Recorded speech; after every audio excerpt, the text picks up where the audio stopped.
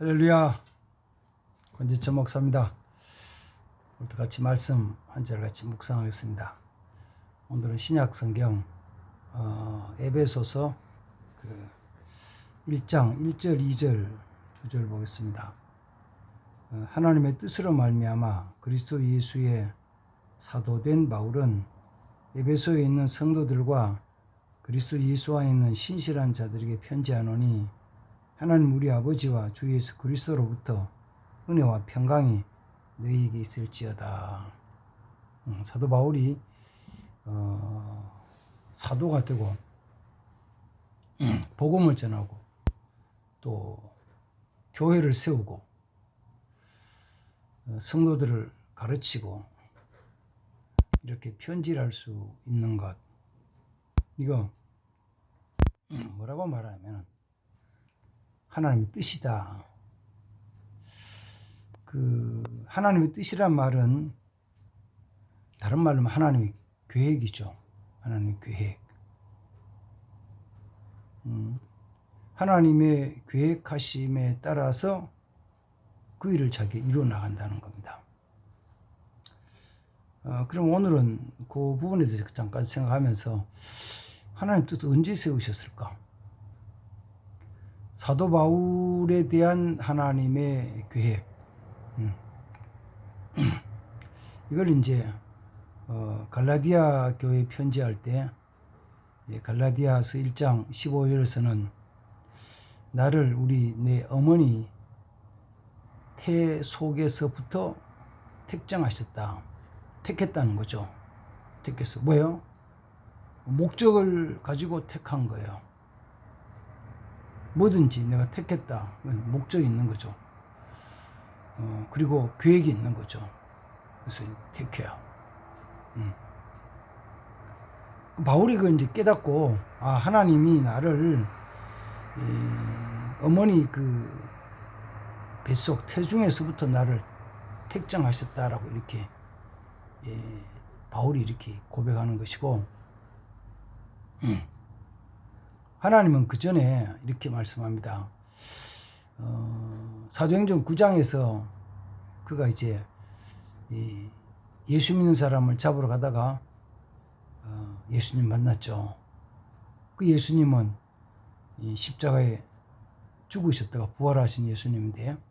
그 예수님이 그 다메섹 성에 사는 아나니아에게 말씀하실 때 아나니아에게 너 저 사울이라는 사람 만나라 이렇게 말씀하시니 아나니아가 주님 이 사람이요 아주 나쁜 사람이에요.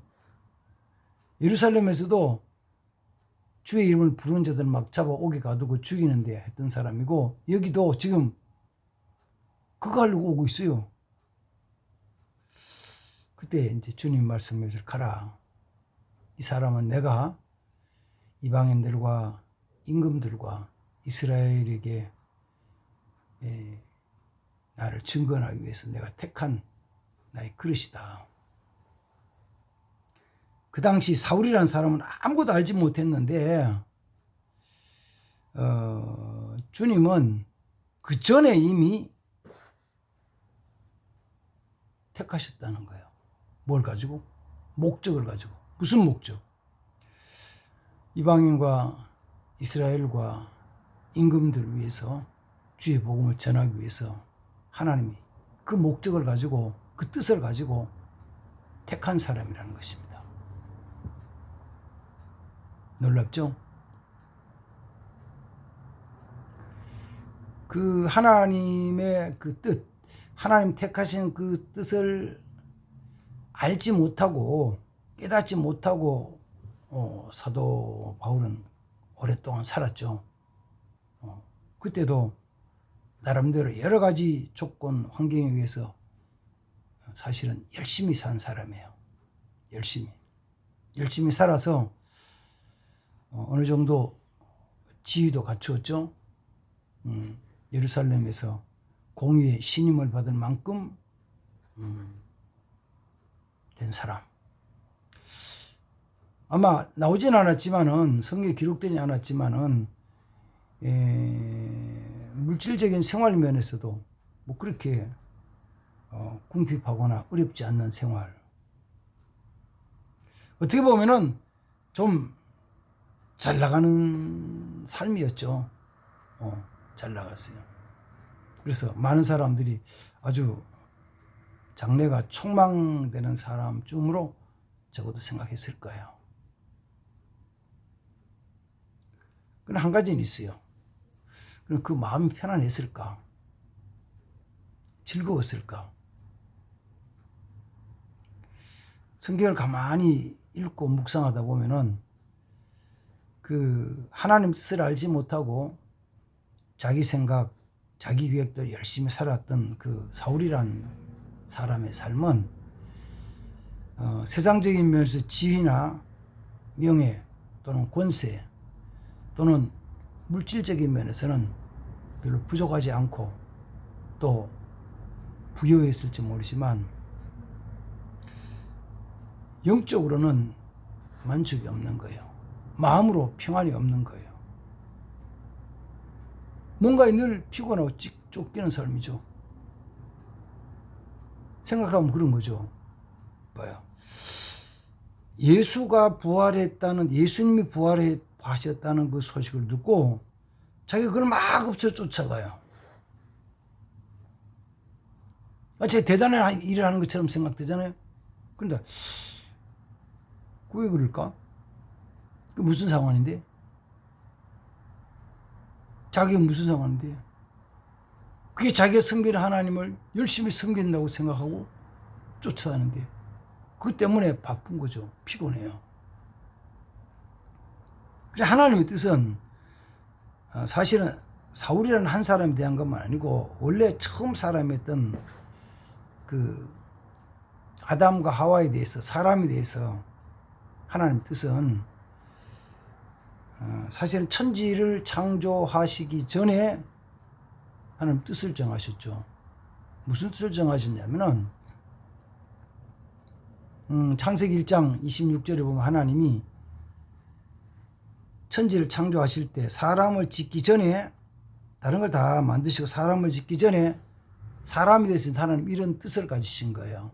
우리가 우리의 모양으로 사람을 만들고 우리 형상대로 사람을 짓고 그들로 하여금 공중의 새와 바다의 물고기와 땅의 짐승들을 다스리게 하자 하시고, 그리고 사람을 지으셨어요. 여자와 남자를 지으시고, 그리고 그들에게 복을 주시면서 생육 갖고 번성할 땅에 충만하라, 땅에 있는 걸 다스리라. 크게 나누면 두 가지죠. 복 주신 것과 권세 주신 것. 그게 하나님 뜻이에요. 하나님 계획이었어요. 하나님 복 주실 것이 계획이었고 그들에게 다스릴 권세를 주신 것이 하나님의 계획이셨어요. 짓기 전에, 창조하기 전에. 그렇죠. 근데 지금도 수많은 사람들은 이 하나님의 계획, 하나님 뜻을 잘 모르니까 어떻게 살아가요? 자기 생각대로 살죠. 자기 계획대로 살죠. 자기. 그래서 그 자기 뜻에 따라서 자기 계획도 열심히 사니까 눈에 보이는 이 현실 속에서 물질적인 면에서는 괜찮아요. 우리나라도 이제 국민 소득이 높아져 가지고 뭐 3만 불 뭐 얘기하는데, 물론 3만 불 이상 되는 사람도 있고 그 못 되는 사람도 있어요. 그냥 평균적으로 봤을 때 한 3만 불 된다 얘기하는 거지. 근데 어쨌든 3만 불이 덜 되더라도 얼마나 편리한 세상입니까? 얼마나 살기 좋아졌어요. 물론 코로나 팬데믹 시대 때문에 또 중동 전쟁 이런 것 때문에 그 좀 어려운 부분이 있긴 있지만 그래도 잘 살잖아요. 먹고 사는데 괜찮잖아요. 근데 사람들이 공통적으로 쭉 얘기하면 제일 먼저 나오는 말이 뭐냐면 이거예요. 바쁘다 바빠. 바빠. 저 사람을 보고도 바쁘대요. 저 사람을 보고도 바쁘대요. 바쁘대요. 목사님을 보고도 목사님은 바쁜 분이래요. 나는 진짜 안 바쁘거든요. 나는 진짜 안 바쁜 사람이요. 어떻게 보면은 일이 그렇게 많지 않는 사람이요. 근데 사람들은 나를 보고 목사님 바쁘시죠? 그래. 별로 안 바쁜데요? 아이, 바쁘실 텐데 뭘 이렇게 얘기하는 거예요. 또 하는 게 있어. 피곤하다. 피곤해. 피곤해. 피곤하대요. 요새는 주로 대부분이 이 주 이틀 쉬는 데가 많죠. 토요일도 쉬고 주일도 쉬고. 그러면 출근 안 하는 날은 푹 쉬어. 막 그냥 일어나지도 말고 푹 자면 푹 자. 푹 쉬어. 푹 쉬고 나면 편안하고 이거 좋다. 그런 사람도 있어요. 근데 대부분 사람들은 푹 쉬고 나서 어휴 피곤하다 이러는 거예요. 먹을 걸 잘 못 먹었나? 아니요, 잘 먹었어요. 잠자리가 불편하냐? 아니요, 편안해요. 뭐 환경 때문에 막 어렵나? 그게 아니고 이게 뭐 좋은 옷 입고 좋은 차 타고 이 추운데도 차 타고 다니는 사람들은요 옷 가볍게 입고 모자도 안 쓰고 어떤 심지어 장갑도 안 끼고 하는 거예요. 그래서 그저께도 엘리베이터에서 만난 우리 젊은 이웃에 사는 사람들 그러니까 나가는 거예요. 이렇게 안 춥냐 하니까 괜찮아요. 어차피 차 타고 하는데 뭐. 그렇지. 차 타고 와서 차에 따뜻한 히터 딱 틀어놓으면은 안 춥죠. 괜찮죠. 근데도 뭔가에 피곤하고 뭔가에 지치고 뭔가에 부족해요. 뭔가에 부족해. 먹었는데 뭔가 부족한 거예요. 입었는데 뭔가에 부족한 거예요. 잤는데도 뭔가에 부족한 거예요. 가졌는데도 뭔가에 부족한 거예요. 그거 뭔가 이 얼굴 성형 수술하는 거 있잖아요. 저도 이제 눈밑이 좀 처져가지고 어떤 사람이 아이고 목사님 저거 수술 좀 하세요. 그런데 뭐 해도 되고 안 해도 되고 그래요. 나이 들면은 여러 부분에 가끔 이제 수술해야 될 부분이 불편한 부분이 있을 수 있어요. 근데 자 생각해봐요. 10대, 20대, 30대 사람들이 성형 수술한다? 그러면 거의 95% 이상이 자기 만족하지 못해서 또 자기 만족이 아닐 수도 있어요. 누구 만족일까요? 부모님의 만족이에요. 부모님, 엄마, 아빠가 볼 때, 야, 이거 안 되겠다. 너, 이거 좀 고쳐야 되겠다. 그러면 더 예뻐지는데, 더 예뻐지면 좋은 일이 생길 수 있는데, 이거잖아요. 그래서 어떤 사람은 코를 고치고, 어떤 사람은 눈을 고치고, 눈가를 고치고, 어떤 사람은 입술을 고치고, 어떤 사람은 턱을 고치고, 고치는 거예요. 근데, 고치기 시작하면은 이런 게 있어요. 그 중에서 물론 제일 불편하고 제일 나쁜 것, 제일 안 좋은 것, 그거 처음 시작해가지고 고치는 거예요. 그러면 제일 안 좋은 것을 고치고 나면은 그 다음 뭐가 있어요? 그 다음 두 번째 안 좋은 것이 그때 제일 안 좋은 거예요 또. 그래서 두 번째 안 좋은 걸 고치고 나면은 그 다음 세 번째 안 좋은 게 또 제일 안 좋은 거예요. 그래서 항상 제일은 남아있어요. 한 개일 때도 두 개일 때 항상 남아있는 거야. 그래서 제일 안 좋은 걸 턱을 고치고, 제일 안 좋은 걸 광대뼈를 고치고, 제일 안 좋은 걸 코를 고치고, 제일 안 좋은 것은 눈가를 고치고, 쌍꺼풀 고치고. 그래가지고 하나, 둘, 셋 가면은 그 다음 무슨 생기냐면은 균형이 틀어지는 거예요. 그걸 맞출 수가 없어. 어떤 사람도 그걸 맞출 수 없어.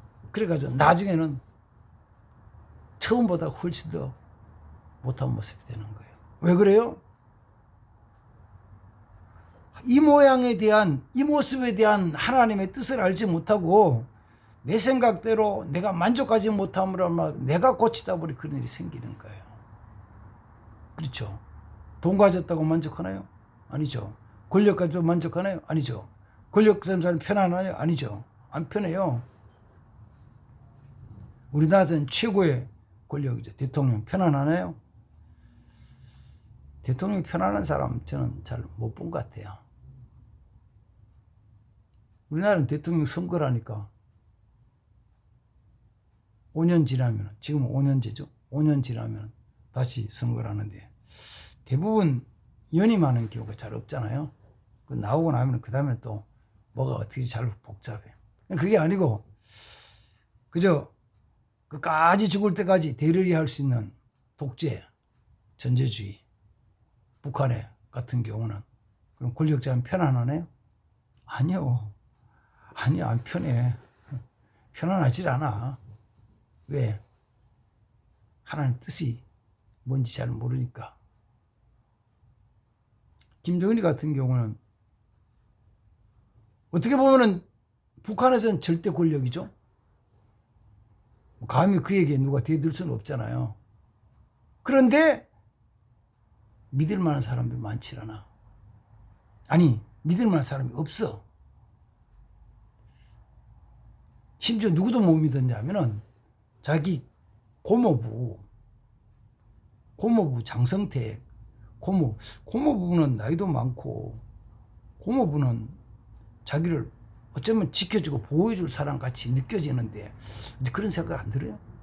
고모부가 돼가지고 나이 많은 고모부가 어린 조카가 이렇게 통치자의 자리에 있으면 막 도와주고 보호해주고 막 해줄 것 같지 않아요?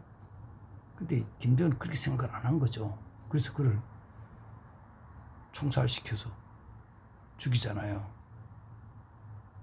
그 지금도 그 주위에 있는 사람들을 믿을 만한 사람이 없어요. 다 못 믿는 거예요. 그 불안하죠. 아내만 그런 게 아니고 우리나라에서 한미 연합 훈련한다고 미국에 아주 무서운 폭격기 있어요. B2라는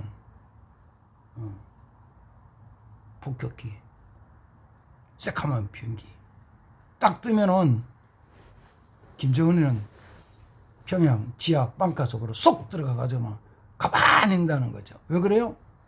왜 그럴까요? 죽을까봐 겁나는 거지. 그럼 물어봐야지. 지하 빵가에다 숨어 있으면 영원히 안 죽나요? 아니, 영원히 안 죽는 건 아니지. 왜 두려워하는데요?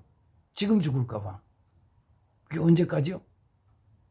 지금 40인데 한 50살 되면 그 죽음에 대한 두려움이 없어지나요?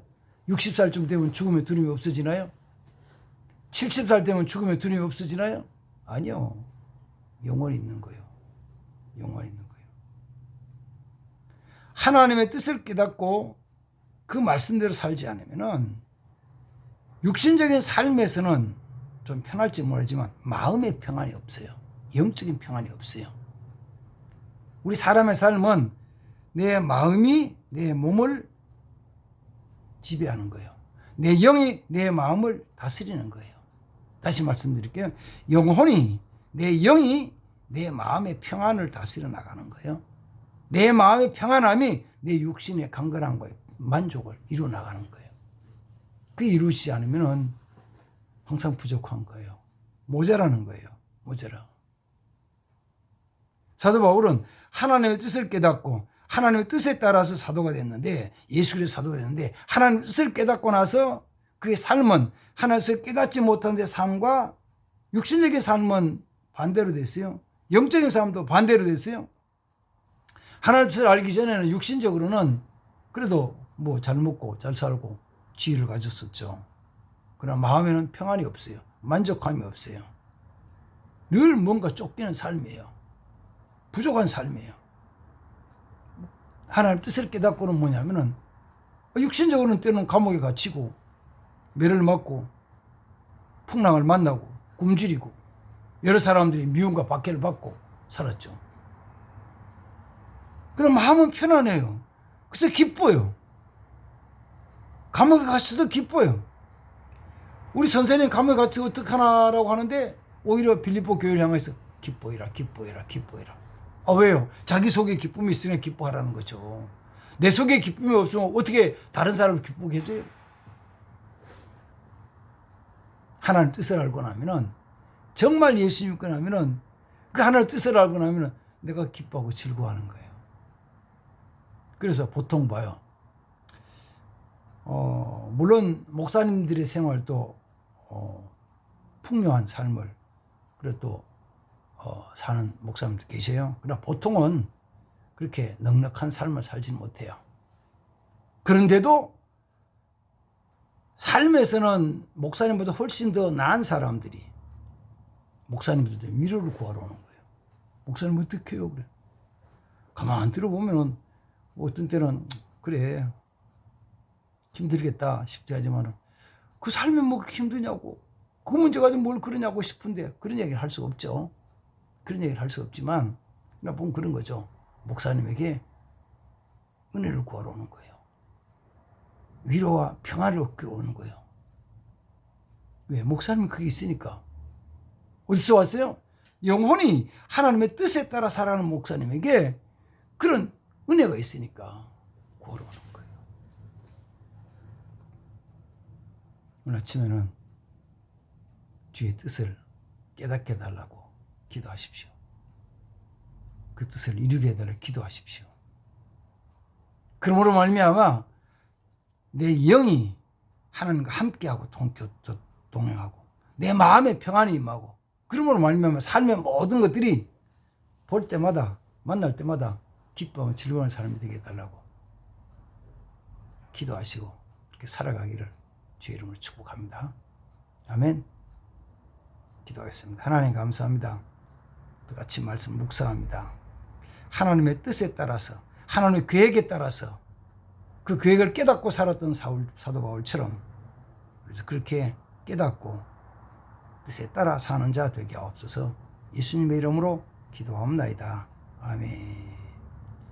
감사합니다. 영상 보시고 영혼께 TV 오셔서 구독, 좋아요 눌러주시기 바랍니다. 감사합니다.